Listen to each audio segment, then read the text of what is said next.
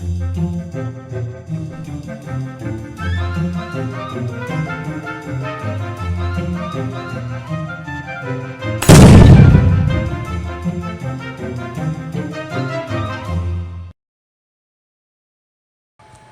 so the way I level it is I go over here on the main board. Let's go back to the main screen. You see print, preheat, and move. Usually I prefer hitting preheat so I can get the bed to exactly where I want it to be. So let's get the nozzle up to about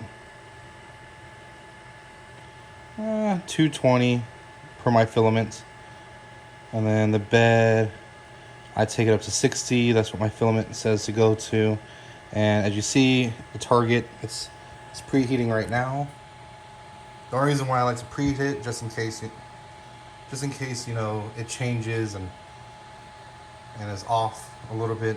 Well, it changes by heat, cooling and heating. So I try to make sure I get the bed preheated. So once it gets to where it needs to be, I'll hit the back button, and then I'll rehome the whole thing.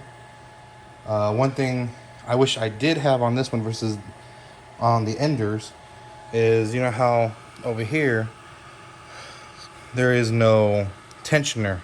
It's a manual tensioner versus the other ones you can just screw it. This one you can't.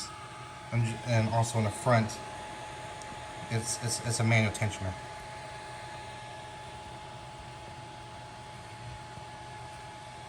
This is getting there. It heats it pretty decent for a big bed. So I've only been printing PLA on this bed. Later on I'll try some other stuff.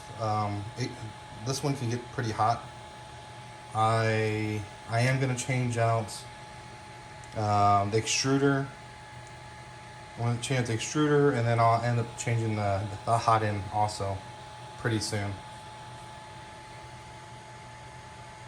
I know one of the guys was saying to use the CME extruder, and I'm doing some research on that, and that may end up being because since it's such a big printer, I can do a direct drive versus having it off to the side, and it'll look better. And then also, you know, those manual turns. I've never touched the manual bed levelers. You know, they're all four sides. I don't really touch them, but you know, you could manually do it if you want. Me being a noob, I stick with the automatic on this system versus on my Ender. I did do what one of the commenters said was to take out the springs and put in a solid piece. I did that on my Ender, and yeah, he was right. It actually makes life easier because it never changes. It's set exactly how it needs to be set. All right, so the bed's pretty much warmed up. So I'm going to go to back. So these are the main screen. What's on the main screen? I'm going to go to move. I'm going to home it again, just to make sure everything's set.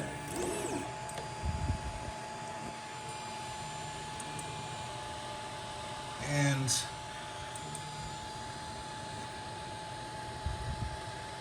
it's homed now. It looks like it, but I don't know. You heard that noise.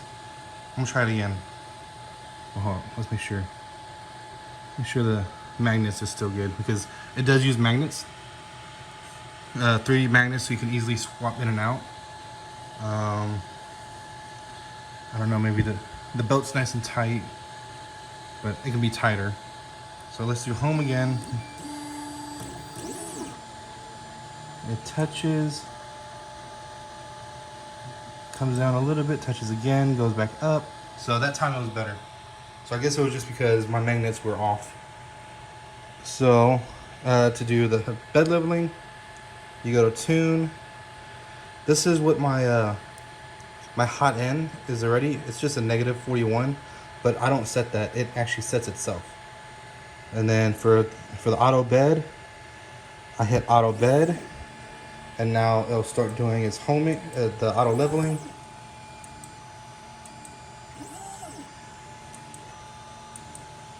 Looks like it has some extrusion that came out of it. That's why it was having issues. So every place on this bed that has that magnetic spot, it actually, the sensor looks for it, and then it levels it from that. And I'll show you the sensor. It's about finished. It has a bunch of places it touches. Yes, I know my bed's dirty. I gotta clean it off and re-prep it again.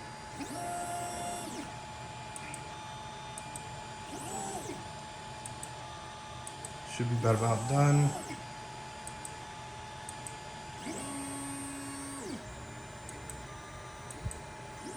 It has like this hexagon track it follows.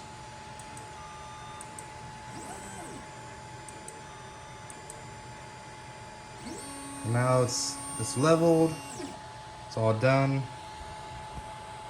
The only thing you do now is you just hit the check mark, and then I'm going to show you the magnets that it has in there. So I'm going to move the bed towards me.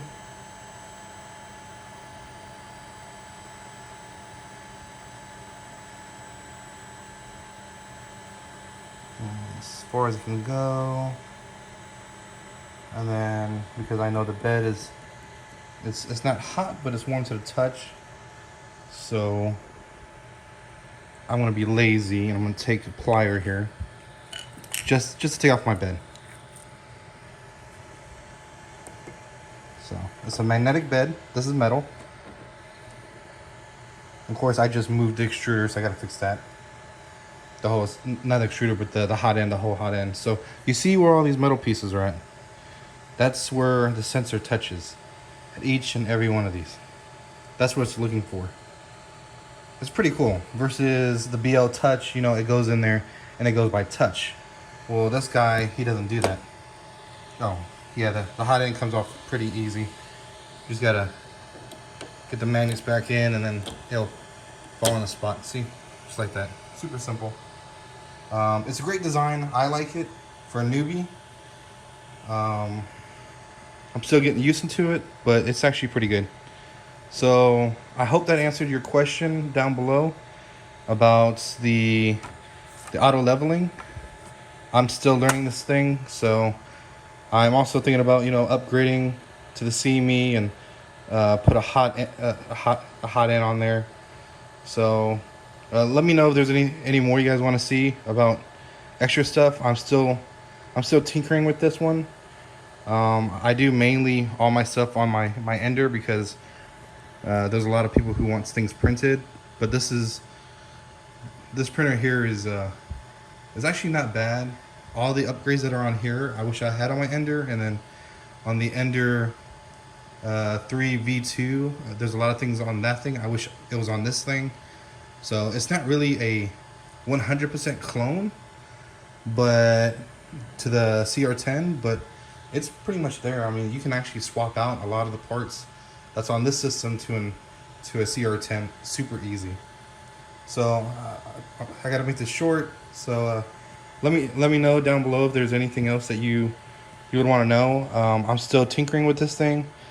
I'm looking at modifying it pretty soon. Put a light on top.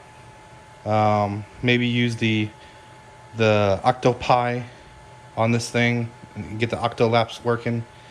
I have it on my ender, so thanks guys. I hope you guys have a good day. Make sure to comment below. I'll take any comments you guys have, any suggestions. Just put it at the bottom.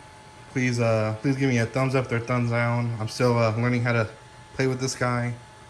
And thank you.